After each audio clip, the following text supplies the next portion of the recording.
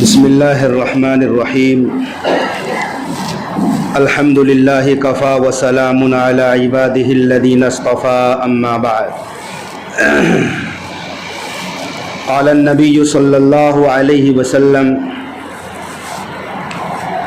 اذا فعلت امتی 15 خصلة حل بها البلاء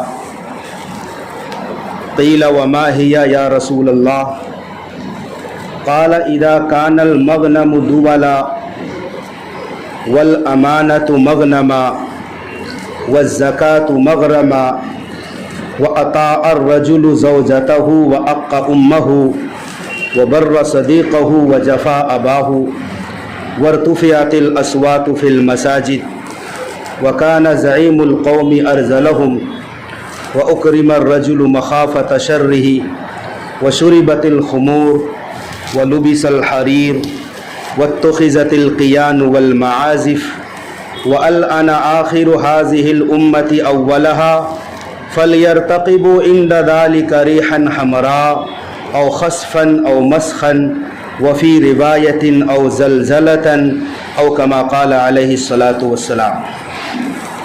حضرات معزز سامعین کرام، اعمال سے حالات بدلتے ہیں، ہمارے اعمال سے حالات بدلتے ہیں. اچھے حالات بھی ہمارے اعمال کا نتیجہ ہے، برے حالات بھی ہمارے ہی اعمال کا نتیجہ ہے. ظہر الفساد فی البر والبحر بما کسبت ایدی الناس. خشکی اور تری میں جو بھی حالات اور فساد برپا ہوتے ہیں وہ لوگوں کے کمائے ہوئے اعمال کا نتیجہ ہے. چنانچہ اسی سلسلے میں جناب رسول اللہ صلی اللہ علیہ وسلم نے فرمایا، جب میری امت میں 15 قسم کی برائیاں عام ہو جائیں گی، اذا فعلت امتی 15 خصلة، جب میری امت 15 عادتوں میں مبتلا ہو جائے گی، 15 کام کرے گی، حل بها البلاء، بلا اور مصیبتیں امت پر حلال ہو جائیں گی. ایسی ایسی مصیبتیں آئیں گی اور پے در پے اس طرح مصیبتیں آئیں گی جس طرح تسبیح کا جب دھاگا ٹوٹ جائے تو صرف ایک دانہ گر کر ہی بس نہیں ہو جاتا، ایک دانے کے بعد فوراً دوسرا گرتا ہے، پھر تیسرا گرتا ہے، ایک لڑی ایک سلسلہ شروع ہو جاتا ہے. تسبیح کا دھاگا ٹوٹنے سے دانے پے در پہ گرنے لگتے ہیں، بیچ میں وقفہ نہیں ہوتا. اسی طرح جب میری امت یہ 15 برائیاں کرنے لگیں گی تو جس طرح تسبیح کا دھاگا ٹوٹنے سے دانے مسلسل گرتے ہیں، ایسے تسلسل کے ساتھ امت پر آفات آئیں گی، مصیبتیں آئیں گی، صبح بھی، شام بھی، رات میں بھی، دن میں بھی. کبھی طوفان آئے گا، کبھی زلزلہ آئے گا. جب زلزلہ آتا ہے، طوفان آتے ہیں، تیز آندھیاں آتی ہیں، زمین دھس جاتی ہیں، تو ہم عبرت کی نگاہ سے نہیں دیکھتے بلکہ ہم دنیاوی اور سائنس کی نگاہ سے دیکھنے لگتے ہیں کہ زلزلے کیوں آتے ہیں، آندھیاں کیوں آئی ہے، طوفان کیوں برپا ہوا ہے. وہاں پر قرآن کا یہ نظریہ ہے کہ لوگوں زلزلہ آتا ہے تو اپنے اعمال پر غور کرنا کہ یہ زلزلہ ہمارے برے اعمال کا نتیجہ ہے، طوفان آیا ہے ہمارے برے اعمال کا نتیجہ ہے، لوگوں کے شکلیں مسخ ہو گئی ہیں تو ہمارے اعمال کا نتیجہ ہے. چنانچہ آقا علیہ السلام نے فرمایا ان 15 برائیوں میں سے پہلی برائی، اذا کان المغنم دولا، جب مال غنیمت کو اپنی ذاتی دولت سمجھی جانے لگی. ذاتی مال غنیمت، مسلمانوں کا لشکر دشمنوں کے لشکر پر حملہ آور ہوا، دشمن مال چھوڑ کر بھاگ گیا، دشمن کو شکست ہو گئی، تو دشمن کا جو مال مجاہدین اسلام کے حصے میں آیا وہ مال غنیمت ہے. اس مال کا حکم یہ ہے کہ اس مال کا 5واں حصہ یہ بیت المال میں جمع کیا جاتا ہے. پھر بقیہ چاروں حصوں کو مجاہدین اسلام میں جو اس لشکر میں شامل ہو کر لڑنے والے مسلمان مجاہدین ہیں ان میں برابر برابر تقسیم کر دیا جاتا ہے۔ تو جب تک یہ مال تقسیم نہیں ہو جاتا، تقسیم ہونے سے پہلے اس مال میں سے لینا جائز نہیں۔ تو مال غنیمت اس وقت تک حلال نہیں جب لشکر کا امیر یا امیر المومنین آپس میں بانٹ نہ دے، اس سے پہلے لینا جائز نہیں۔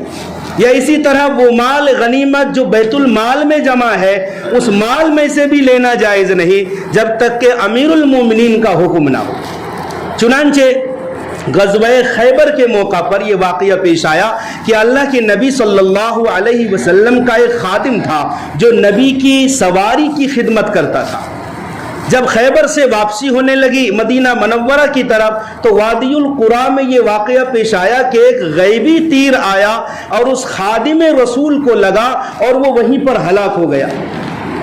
تو صحابہ کی زبان سے نکلا ہنیئا لہ الجنہ، اس شخص کو جنت مبارک ہو۔ نبی کریم صلی اللہ علیہ وسلم نے فرمایا ہرگز نہیں، ایسا مت بولو، بلکہ جنگ خیبر کے موقع پر میرے اس خادم نے ایک چادر مال غنیمت میں سے چپکے سے اٹھا لیا تھا، میں دیکھ رہا ہوں کہ وہ چادر جہنم کی آگ میں بھڑک رہی ہے اور وہ عذاب اس کو دیا جا رہا ہے۔ ایک معمولی چادر مال غنیمت میں سے خفیہ طور پر اٹھا لیا تھا، اور سزا اور عذاب کس کو؟ جو نبی کریم صلی اللہ علیہ وسلم کا خادم بنا ہوا۔ بڑی عبرت کا مقام ہے۔ تو مال غنیمت کو جب اپنی جاگیر سمجھ لیا جائے، والامانۃ مغنما، جب امانت کو مال غنیمت سمجھ لیا جائے۔ دوسری برائی، امانت میں خیانت عام ہو جائے۔ آج امت کا المیہ یہ ہے کہ لوگ امین نہیں رہے، امانت دار بہت کم ہیں، امانت سینوں سے اٹھا لی گئی ہے۔ خال خال کہیں کوئی امانت داری میں مشہور ہے کہ فلاں آدمی بڑا امانت دار ہے، ورنہ آدمی بڑا پھونک پھونک کر قدم رکھتا ہے کہ اگر فلاں کے پاس میں نے امانت رکھی شاید مل پائے گی یا نہیں۔ آقا نے فرمایا لا ایمان لمن لا امانۃ لہ، جس کے پاس امانت کی دولت نہیں ہے اس کے پاس ایمان بھی کامل نہیں۔ جس کے پاس امانت کی صفت نہیں اس کے پاس ایمان بھی نہیں ہے۔ امانت تو وہ صفت ہے کہ کفار مکہ جو رسول اللہ صلی اللہ علیہ وسلم کے جانی دشمن ہے، وہ بھی نبی امین صادق صلی اللہ علیہ وسلم کے پاس دشمنی کرتے ہوئے بھی اپنا مال بطور امانت رکھتے تھے۔ یہ محمد سب کچھ ہے، مگر کفار قریش کا یہ نظریہ تھا یہ محمد صادق ہے اور امین ہے۔ دشمنی اپنی جگہ، مگر نبی کے اندر یہ صفت نبوت سے پہلے بھی موجود ہے۔ امانت میں خیانت اللہ تعالیٰ کو بہت زیادہ ناپسند ہے، امانت میں خیانت بہت ناپسند ہے۔ بخاری شریف میں 7 مقامات پر یہ حدیث شریف مروی ہے۔ کتنے مقامات پر؟ 7 جگہوں پر۔ اہمیت کا پتہ چلتا ہے اس حدیث کا۔ آقا نے فرمایا صلی اللہ علیہ وسلم ایک شخص تنگ دست ہو گیا، فقیر ہو گیا، دریا کے اس پار کچھ مالدار لوگ رہتے تھے، اس فقیر کو 1000 دینار کی ضرورت پڑی تو قرض مانگنے دریا کے اس پار ایک مالدار شخص کے پاس گیا۔ کتنا مانگا؟ 1000 دینار۔ دینار سونے کے سکے کو کہا جاتا ہے، بڑی مالیت کا سکہ ہوتا تھا۔ دینار بظاہر طور پر آج بھی کویت کا جو دینار ہے، کرنسی ہے، ساری دنیا میں سب سے مہنگا پیسہ اور کرنسی کویتی دینار کا ہے۔ 1000 دینار اگر آج بھی کویت کا ہی مان لو، اس زمانے کا دینار چھوڑو تو یہاں انڈین 2.25 لاکھ کے قریب ہے 1000 دینار کویتی۔ تو یہ نام کا ہے لیکن وہ سونے کا سکہ ہوتا تھا۔ 1000 دینار مانگنے گیا تو اس نے کہا بھائی میں دے دوں گا، گواہ کون ہے؟ کہا یہاں تو کوئی جان پہچان ہے نہیں، تو اللہ ہی گواہ ہے۔ کہا ٹھیک ہے میں تمہیں دے دوں گا، مگر ضامن کون ہے، گارنٹر کون ہے؟ اگر تم نہیں دیے تو میں اس سے مطالبہ کروں۔ کہا یہاں کوئی جان پہچان تو ہے نہیں؟ تو اللہ ہی ضامن ہے، کفا باللہ کفیلا اور کفا باللہ شہیدا، گواہ بھی اللہ اور کفیل بھی اللہ۔ وہ شخص بھی بڑا ایماندار تھا، ایمان والا تھا، اس نے دے دیا۔ یہ شخص 1000 دینار لے کر واپس آ گیا، اپنی ضرورت پوری کی، پھر کمایا، 1000 دینار جمع کیا اور پھر واپس پہنچانے کے لیے وہ جانے لگا۔ دریا کے کنارے پہنچا تو کوئی کشتی اور سواری ملی نہیں، بہت پریشان ہوا، سوچا کہ کیا کہے گا وہ کہ 1000 دینار قرض بھی لے لیا، واپس بھی نہیں لوٹایا۔ یہ بہت مایوس ہو گیا سواری نہ ملنے پر، تو دیکھا کہ ایک موٹی سی لکڑی بہتی ہوئی آ رہی ہے، اس لکڑی کو اٹھایا، اس میں سوراخ کیا اور 1000 دینار اسی لکڑی کے اندر قرینے اور سلیقے سے فٹ کر دیا اندر، اور ایک پرچی بھی ڈال دی، وہ پرچی دریا کے نام۔ کہا اے دریا، میرے اور اس شخص کے درمیان تو ہی حائل ہے اور میرے قرضے کی ادائیگی کی ذمہ داری تیرے اوپر ہے۔ یہ کہہ کر وہ لکڑی دریا میں ڈال دی۔ اللہ کی شان، حسن اتفاق کہیے، وہ شخص جس نے 1000 دیا تھا جب وقت سے بے وقت ہوا تو وہ بھی اس شخص کے پاس آنے کے لیے دریا کے کنارے آیا ہوا ہے۔ اس نے بھی دیکھا کوئی سواری ملی نہیں، سوچا کہ گھر واپس چلتا ہوں، تو اچانک ایک موٹی لکڑی بہتی ہوئی آئی، نظر پڑ گئی، کہا چلو یہ لکڑی ہی اٹھا کر لے جاتا ہوں، گھر میں جلاون کا کام آئے گا۔ وہ موٹی لکڑی اٹھا کر لے گیا، جب اس لکڑی کو چیرا گیا تو 1000 دینار اور وہ پرچی ملی۔ اس سے کتنی عبرت حاصل ہوئی ہوگی۔ سچی بات یہ ہے کہ جو شخص امانت ادا کرنے کا سچا اور پکا جذبہ اپنے دل میں رکھتا ہے، اللہ تبارک و تعالیٰ اسباب پیدا کر دیتا ہے، پھر اللہ کسی کا محتاج نہیں، پھر لکڑیوں کے ذریعے سے اور سمندر کے پانیوں کے ذریعے سے امانت کو ادا کروائے گا، انسانوں کا پھر محتاج نہیں۔ امانت داری بہت اچھی صفت ہے، اور امانت ایک وسیع باب ہے، وسیع مفہوم ہے اس کا۔ جناب رسول اللہ صلی اللہ علیہ وسلم نے جب مکہ فتح کیا اپنے لشکر کے ساتھ، تو چابی بردار، یہ بنو شیبہ کے خاندان میں بہت پہلے سے چابی چلی آتی تھی، بیت اللہ میں جب بھی تالا لگا ہوا رہتا تھا اور پیر اور جمعرات کو وہ تالا کھلتا تھا۔ آقا علیہ السلام نے جب مکہ فتح کیا تو عثمان بن طلحہ نے، وہ چابی بردار تھا، خانہ کعبہ میں تالا لگایا، وہ چھپ گیا کہیں۔ اللہ کے نبی نے حضرت علی کو بھیجا، جاؤ بلا کر لاؤ یا چابی لے کر آؤ۔ حضرت علی گئے تو دینے سے انکار کر دیا، حضرت علی نے زبردستی لینی چاہی، تو عثمان بن طلحہ نے چابی دی، مگر ایک بات کہی کہ علی یہ امانت ہے۔ کیا کہا؟ علی یہ امانت ہے، چابی امانت ہے۔ اللہ کے نبی نے دروازہ کھولا، اندر گئے، اللہ کی عبادت کی، نماز پڑھی، پھر جب بیت اللہ سے کے دروازے سے باہر نکلے، بڑے بڑے صحابہ موجود ہیں، آپ کے چچا عباس رضی اللہ عنہ، کہا یا رسول اللہ چابی مجھے دے دیجئے، میرے پاس حاجیوں کو پانی پلانے کی خدمت موجود ہے، جب چابی مل جائے گی تو ڈبل فخر کی چیز ہو جائے گی۔ آقا خاموش ہیں، حضرت علی نے بھی چابی مانگی اور دیگر صحابہ نے، تو اللہ کے نبی کی زبان پر یہ آیت کریمہ جاری ہے۔ اللہ تعالیٰ نے آیت بھیجی، ان اللہ یأمرکم ان تؤدوا الامانات الی اہلھا، بے شک اللہ تمہیں حکم دیتا ہے کہ جن کی امانتیں ہیں ان کو واپس کرو۔ عثمان بن طلحہ نے کیا کہا تھا؟ علی یہ امانت ہے، یہ چابی امانت ہے۔ اللہ نے اس امانت کو ہی قرآن کا جملہ بنا دیا۔ اللہ حکم دیتا ہے کہ جن کی امانتیں ہیں ان کو امانت پہنچا دو۔ آقا نے نہ علی کو دیا، نہ حضرت عباس کو دیا، نہ دیگر صحابہ کو دیا، کہا عثمان کو بلایا جائے، اور نہ صرف دیا، کہا عثمان یہ چابی میں تمہیں ہمیشہ ہمیش کے لیے دیتا ہوں، کوئی ظالم ہی ہوگا جو تم سے یہ چابی چھینے گا۔ آج بھی انہی کے خاندان میں ہے، شیبی خاندان کہلاتا ہے۔ چابی بردار تو امانت کو ادا کرنا، جب امانت میں خیانت ہونے لگے گی تو امت بلا اور مصیبت میں گرفتار ہو جائے گی۔ آقا نے تیسری بیماری، تیسری برائی کا بیان فرمایا، وَالزَّكَاةُ مَغْرَمَا، جب میری امت زکوٰۃ کو تاوان اور بوجھ سمجھنے لگے گی۔ زکوٰۃ خوش دلی سے نہیں، بلکہ بوجھ اور بھاری دل کے ساتھ ادا کرے گی۔ حالانکہ زکوٰۃ اللہ تعالیٰ نے بہت معمولی فرض کی ہے، مال میں سے 40واں حصہ، اور یہ ہر شخص کے اوپر بھی نہیں ہے اور ہر مال میں بھی نہیں ہے، صاحب نصاب پر ہے صرف۔ زکوٰۃ کے لیے جو نصاب ہے، اس نصاب کے بقدر جس کے پاس مال ہو۔ آپ اس کو اس طرح سے سمجھائیں کہ شریعت نے غنی اور فقیر 2 درجے بتائے ہیں۔ یا تو غنی ہوگا مالدار جس پر زکوٰۃ فرض ہے، یا اس لیول کا نہیں، اس سے نیچے ہے تو وہ فقیر ہے، وہ زکوٰۃ لے سکتا ہے۔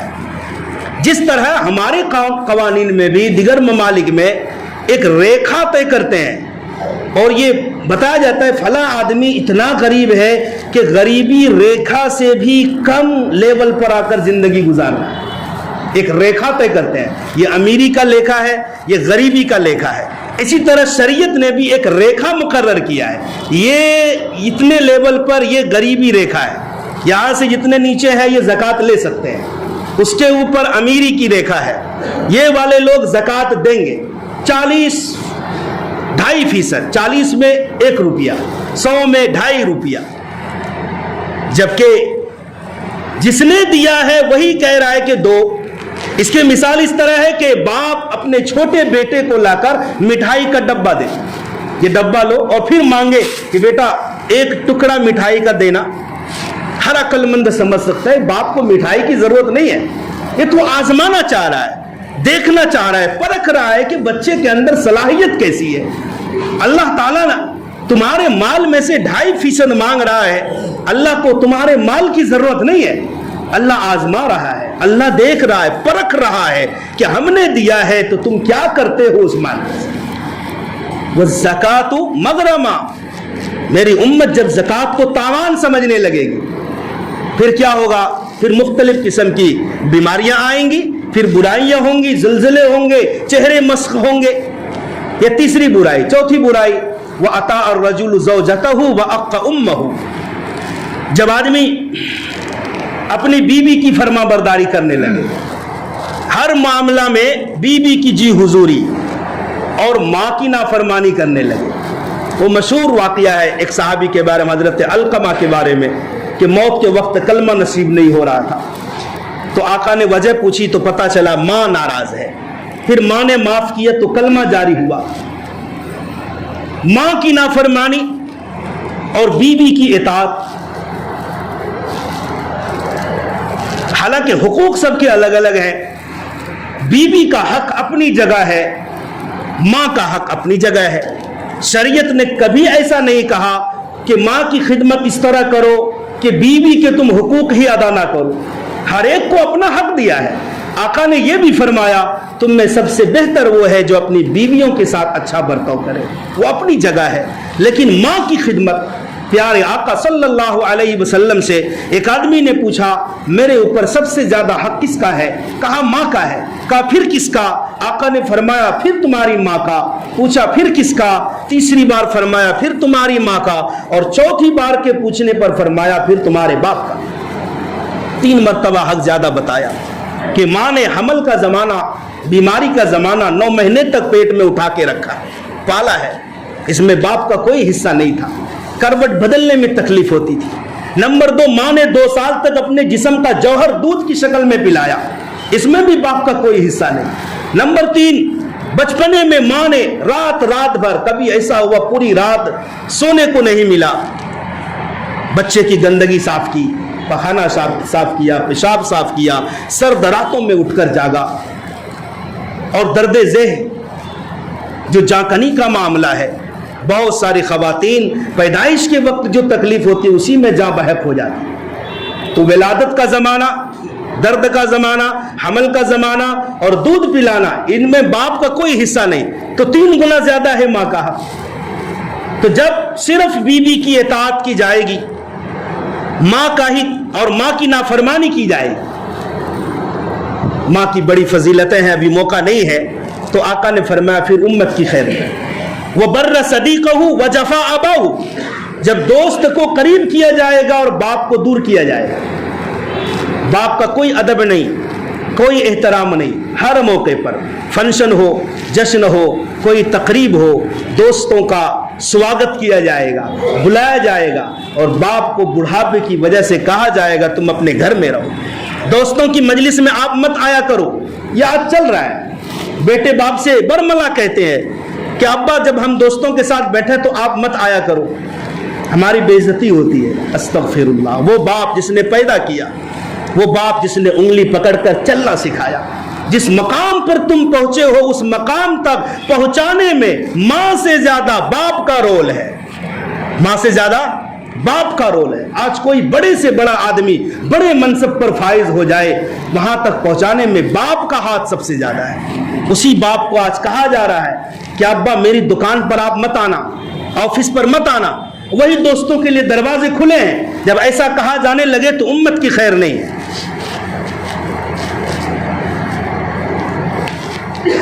आगे अल्लाह के नबी सल्लल्लाहु अलैहि वसल्लम ने फरमाया, वर्तुफियतिल अस्वातु फिल मसाजिद, जब मस्जिदों में बाजारों की तरह शोरो गुल और हल्ला होने लगे, मस्जिदों में बैठकर सारे दुनिया के मामले यही हल होने लगे, लेन देन और तिजारत और बिजनेस के मामलात मस्जिदों में होने लगे और शोर व शगफ होने लगे, तो फिर उम्मत की खैर नहीं। मस्जिद तो अल्लाह का घर है, मस्जिद अल्लाह का घर है।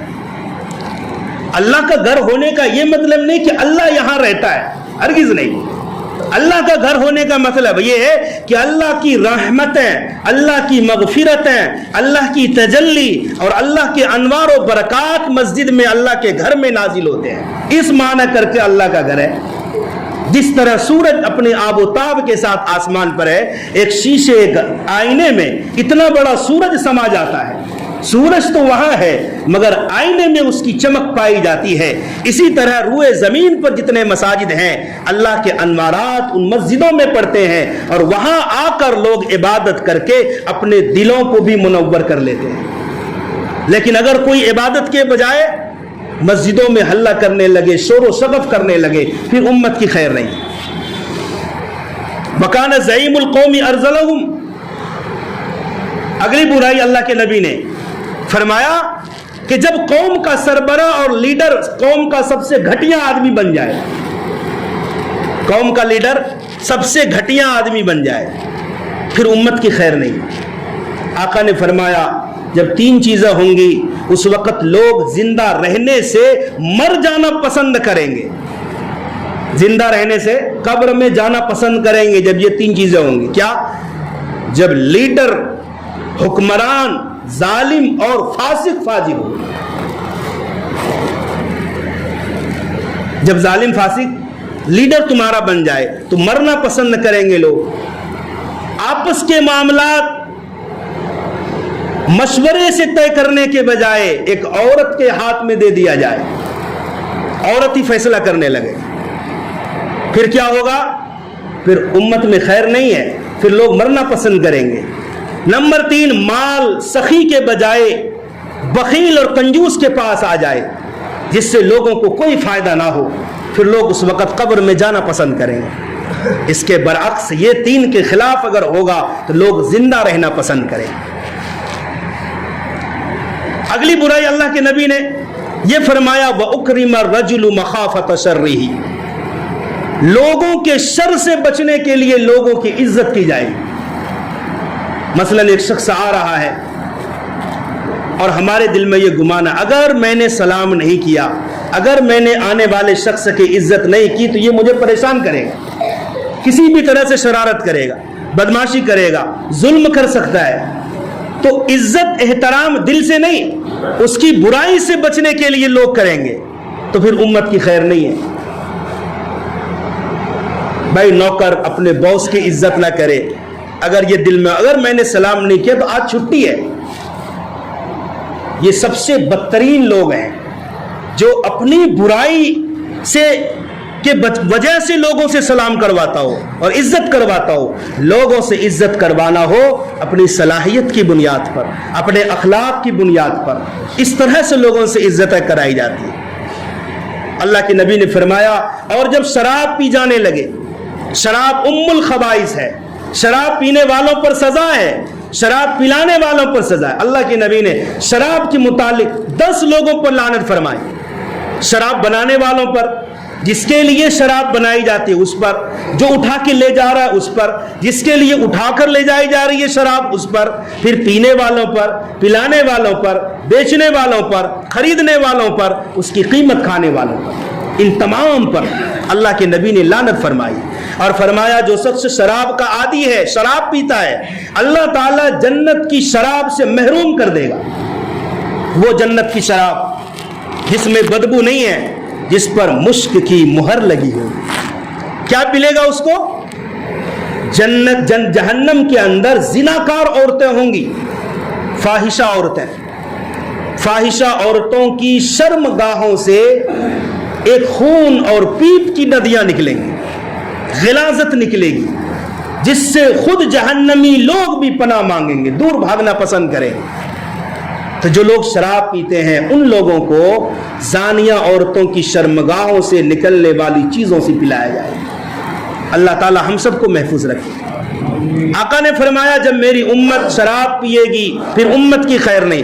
آج شراب کے نام پر پوری امت میں نشہ خوری بہت زیادہ ہے، ہمارے نوجوان نشہ میں لت پت رہتے ہیں، اور شراب کے نام پر انگلش شرابیں اور دیسی شرابیں اور نہ جانے کیا کیا چیز۔ جب شراب جسم میں سرایت کرتی ہے، عقل میں فتور آتا ہے، پھر ماں بہن بیٹی بیوی کی عزت برقرار نہیں رہتی، ہر ایک کو یکساں سمجھتا ہے، پھر باپ کا احترام نہیں ہوتا، پھر زمانے میں جو برائی کرانا چاہو شرابی سے کرا لو، اس لیے کہ اس کی عقل ماری گئی ہے۔ شراب پینے سے سب سے پہلے عقل میں فتور آتا ہے۔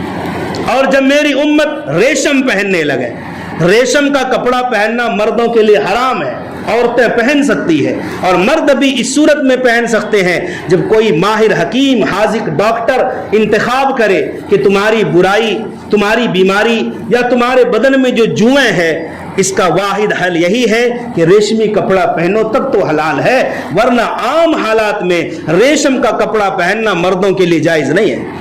لیکن ایسا زمانہ آئے گا لوگ ریشمی کپڑا پہننا پسند کریں گے، فخر کریں گے، اور آج اس کا بھی چلن عام ہوتا جا رہا ہے۔ اور آقا نے فرمایا جب میری امت گانے بجانے والیوں کو اور گانے بجانے والے آلات اور سامان کو یہ پسند کریں گے رکھنا، آج اس کی زیادہ وضاحت کی ضرورت نہیں، ہر ہاتھ میں موبائل ہے اور ہر موبائل میں گانے بجانے والے بھی ہیں اور ناچنے والیاں بھی ہیں اور ان کے سامان بھی ہیں، سب کچھ ہے۔ اب اس کی وضاحت اس سے زیادہ نہیں ہو سکتی۔ لوگوں نے موبائل کا اکثر غلط استعمال کرنا شروع کر دیا ہے۔ موبائل کبھی رحمت بھی ہے اور موبائل اکثر زحمت بھی ہے۔ 100 میں اگر 99% لوگ غلط استعمال کرتے ہیں، میں سمجھتا ہوں 1% لوگ ہوں گے جو موبائل کا صحیح استعمال کرتے ہیں۔ ورنہ آج جو زندگیاں برباد ہو رہی ہماری بچوں کی، ان زندگیوں کے برباد ہونے میں سب سے اہم رول آج کے دور میں موبائل کا غلط استعمال۔ آخری بیماری اور برائی اللہ کے نبی نے بیان فرمائی، وَأَلْعَنَ آخِرُ هَذِهِ الْأُمَّةِ أَوَّلَهَا، میری امت کے بعد میں آنے والے لوگ پہلے زمانے کے لوگوں کو برا بھلا کہیں گے۔ صحابہ ایسا تھے، ابو بکر صدیق ایسے تھے، حضرت عمر کے بارے میں گستاخی کرتے ہیں۔ نعوذ باللہ، ہم اور آپ کون ہوتے ہیں اس دور کے لوگوں کو برا بھلا کہنے والے، جس دور کی صداقت کی گواہی رسول اللہ نے دی ہے، جنہوں نے کہا ہے کہ میرے تمام صحابہ ستاروں کے مانند ہیں۔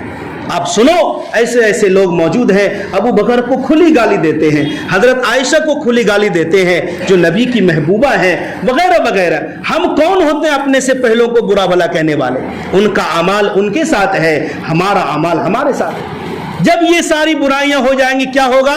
فَلْيَرْتَقِبُوا عِنْدَ ذَلِكَ رِيحًا حَمْرَاءَ، اس وقت انتظار کرو سرخ آندھی چلنے کا، اور خسفن یا زمین میں دھس جانے کا، اور مسخن یا صورتیں بگڑ جانے کا، اور زلزلتن یا زمین میں زلزلے آنے کا۔ علماء فرماتے ہیں ان برائیوں سے اصلی صورت قرب قیامت میں بدل جائیں گے، لوگ خنزیروں کی شکل میں ہو جائیں گے اور لوگ بندروں کی شکل میں ہو جائیں گے، لیکن اللہ تعالیٰ نے آج رحم کیا ہے۔ اللہ تبارک و تعالیٰ ان تمام برائیوں سے ہم سب کی حفاظت کرے۔